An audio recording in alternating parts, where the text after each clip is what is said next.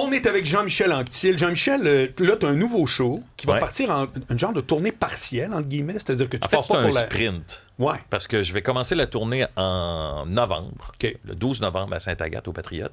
Puis je termine à Québec en mai. Mais c'est les deux seules dates en mai parce qu'on a déplacé ça parce que le dernier show se trouvait être à Sept-Îles en avril. Puis là, je fais comme, ben là, tu finis cette tournée-là. Après, puis si tu veux fêter un petit peu avec l'équipe, ben il n'y aura pas grand monde qui vont monter. Fait que tu fais quoi, 30 shows, je pense? 60 shows. 60. Pour mes 60. C'est tout, là. 60 dates. OK. Non, excuse-moi, j'ai dit 60 shows. Puis je reprenais tout le monde qui disait ça. Je fais 60 dates. Parce qu'il y a des dates où je vais faire des doublés. OK. Fait que ça va être un peu plus que... Ouais, les shows à 15 heures. Mais c'est prévu que ce soit une petite tournée. Ben, au départ, quand on me l'a proposé, je voulais pas repartir 2 ans sur la route puis tout ça. Puis je fais non. Puis quand on me dit, fais-toi 60 parties de fête, surtout que ma fête, c'est vraiment en novembre. On s'entend que novembre, c'est gris, c'est plate, il n'y a pas encore de neige, il fait froid.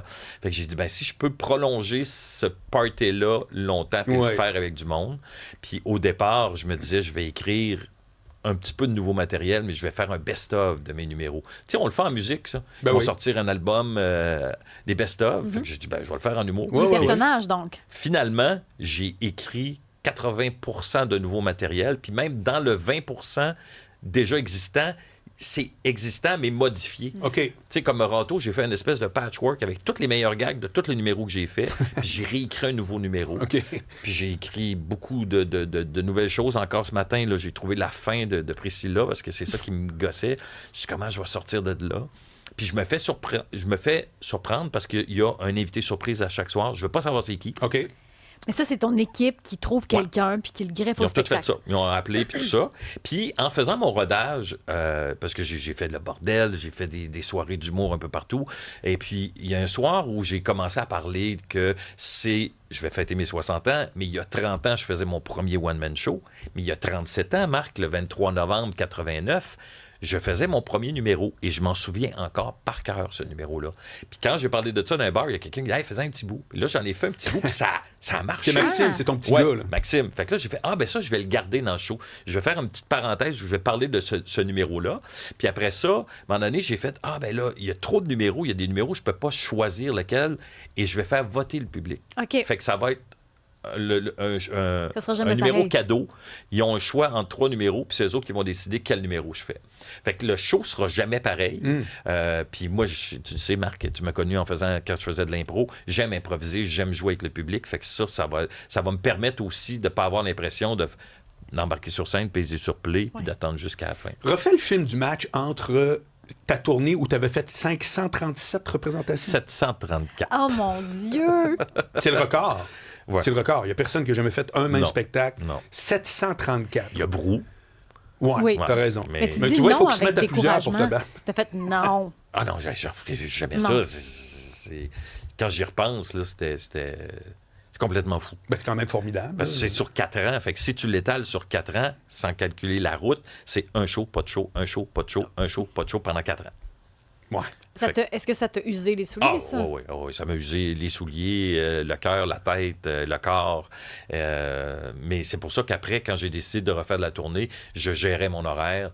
Puis, je veux pas aller jusqu'au bout de m'écœurer. Je vais avoir du fun sur scène. Puis quand j'ai du fun sur scène, les gens le sentent, ça paraît. Puis... Fait que c'est pour ça que là, faire 60 dates, pour moi, ça va être... Oui, c'est tout comme tu traverses le parc, comme on dit. Là. Est-ce qu'on doit écrire différemment en 2026? Est-ce que tu as changé ta façon de faire? Oui, puis même, tu sais, il y a un numéro que je mets dans le vote du public, que s'ils votent pour ce numéro-là, moi, je me dédouane. Ah oui? Parce que fait qu'ils votent tout pour. c'est les autres qui avaient choisi que je fasse ce numéro-là. OK. Fait que, oui, parce qu'il y a des choses que j'ai relues, puis j'ai fait, non, ça passe pas. Il y a des choses que je voulais faire, parce que c'est un technicien à la salle Albert Rousseau à Québec qui m'a dit, moi, mon numéro préféré, c'est ton numéro que tu faisais sur l'itinérance. Fait que j'ai fait, ah oui, j'aimais ça, ce numéro-là. C'était plus théâtral, si on veut. Tu sais, c'était pas un numéro où il y avait le plus de punch, mais il y avait un côté un petit peu plus émotion. Puis j'ai décidé de ramener ce numéro-là, mais j'en faisais 3. Je faisais 3 personnages. Je me tassais sur le banc, je tassais ma casquette, puis il y en avait un autre au sol qui était dans un sleeping bag. Okay. Et là, je ramène ce numéro-là, mais seulement qu'avec un un personnage qui va plus faire de l'observation. Ça, j'ai réécrit des nouveaux gags qui fait plus de l'observation de ce qui se passe aujourd'hui. Puis ça, je suis content de refaire ce numéro-là puis de l'amener. Puis en même temps, dans ce show-là, je me fais plaisir. Tu sais, j'ai dit surprise, c'est ma fête. Fait que c'est ma fête, j'organise mon party. Oui, ben oui. T'écris-tu tout seul? Simon Delisle, avec qui je travaille, puis Ouellette. Aussi. Oui.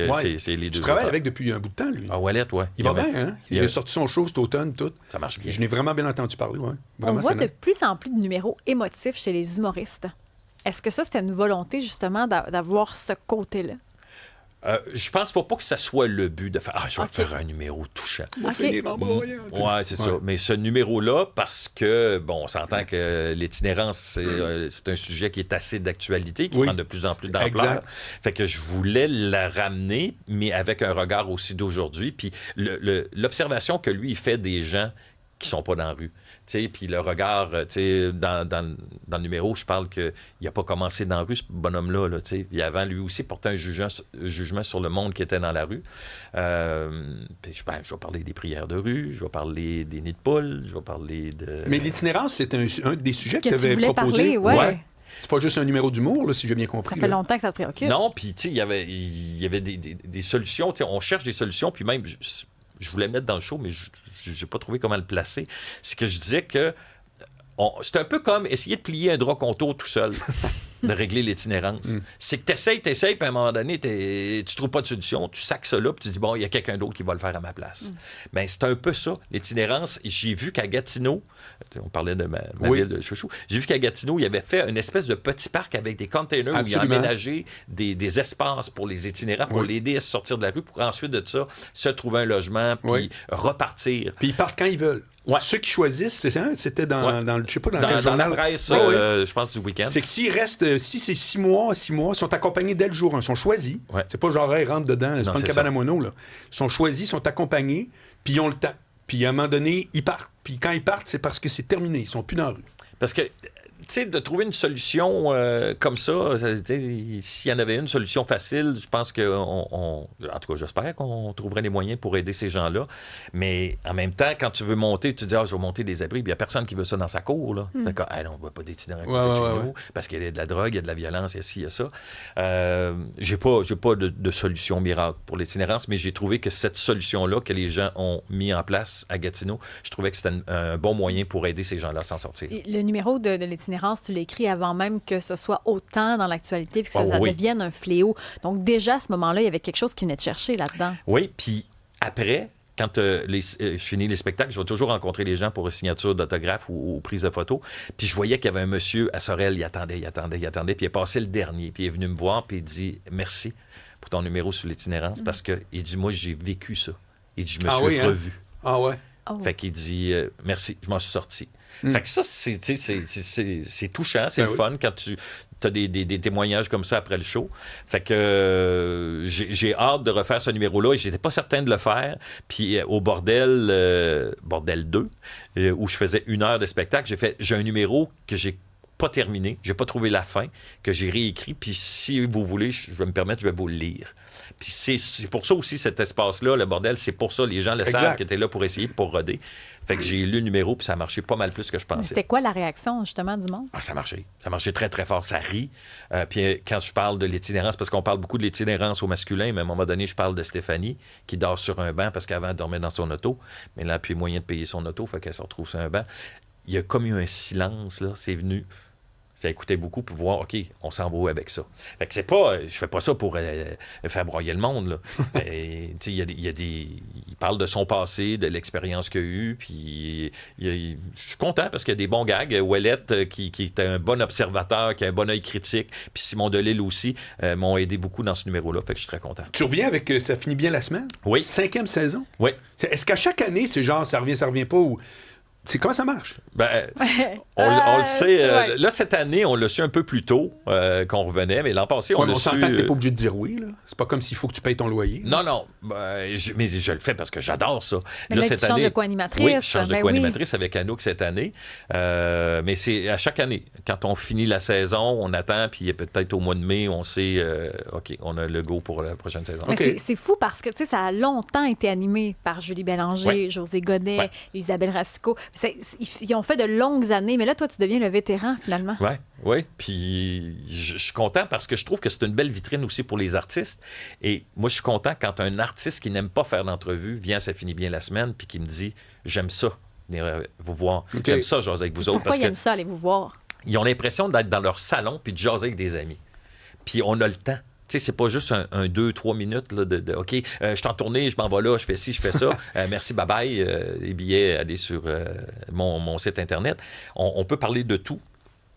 On se garde un petit côté folie aussi, où on peut faire des petits, mettons, des petits questionnaires un peu. Oui, le cocktail. Et puis ça marche. Hein, il y a une année, je pense qu'il l'avait enlevé, le bar, puis les gens se sont plaints. Fait que Maxime, il est revenu. Oui, puis Maxime, il fait partie... C'est Maxime, le vétéran. Je m'excuse, c'est plus moi. Maxime est là depuis presque le début. Fait que c'est notre mixologue. Comment tu prépares cette émission-là? T'as prépares-tu? Ou bien c'est juste tu jases? Puis, non. Non, il y a des défis, il y a des décors, ça vole. Je reçois les dossiers de recherche. On fait un meeting le mercredi avec les recherchistes où ils ont fait leur dossier de recherche avec l'artiste invité. On passe au travers. Après ça, ils vont faire la liste des questions qu'on garde parce qu'on a plus que moins. Et après ça, moi, j'apprends mes questions et j'ai la chance d'avoir une mémoire photographique. Fait que j'ai pas besoin d'apprendre ça 5-6 jours d'avance. Fait que souvent, c'est la veille, je repasse tous les dossiers, j'apprends mes questions. Puis quand arrive le temps d'enregistrement... Est-ce que vous filmez beaucoup plus que ce qu'on voit? Oui. Ah oui? On va tourner peut-être 25 minutes d'entrevue avec l'artiste pour garder 12 à 13 minutes. Mais tu es un bon improvisateur. Est-ce que ça arrive quand même que tu sors de ton texte? Oui. Selon la réponse que la personne va donner. Parce que des fois, tu poses une question, puis l'artiste s'en va ailleurs. C'est pas nécessairement dans ce que tu pensais. Exemple, Ginette Renault, qu'on a reçue, et Julie et moi, on était vraiment intimidés de recevoir Ginette, parce que c'est une grande dame. Ginette. Puis à un moment donné, elle est partie pas où on pensait qu'elle allait aller dans sa réponse. Et ça a donné un moment magique. Puis on aime ça, ce moment-là. Puis moi, je viens m'improviser. Fait que me revirer sur une scène, des fois, c'est plus facile. Fait que quelqu'un qui va aller voir une des 60 dates exclusives à venir, il va sur quel site Internet? Il va monarchproduction.com? Il va sur jeanmichelanctil.ca que Mike Ward a acheté comme domaine. C'est-tu vrai? Oui, puis il me l'a offert en cadeau parce qu'il dit, j'ai regardé, je voulais savoir c'était où tes dates, puis j'ai vu que tu n'avais pas de site, tu n'avais pas de nom de domaine, et je l'ai acheté pour toi. Fait que ça nous transfère après ça sur Monarch. Fait que les dates sont là. Ça commence le 28, là, c'est dans même pas 10 jours. C'est la semaine prochaine que je vais placer le show à Repentigny. Mais là, c'est complet. OK. Wow. Puis à Montréal, t'es quand?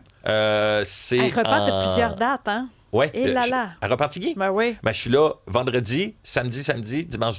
Mais c'est plein. Mais tu fais plusieurs dates. C'est Brossard, t'es là une couple de fois, une couple de jours de suite. Même chose pour Gatineau. Tu te déplaces, mais tu y vas pour la peine. Là. Oui. Mais Montréal, c'est en février, le 21 c'est juste le 22 février. Prochain. Ouais, OK. Exact. All right. Ben merci Jean-Michel Anctil. Merci Marc Boilard. Grand plaisir de t'avoir vu. Merci beaucoup, Isabelle. Très heureux, c'était vraiment le fun. Oui. jeanmichelanctil.ca.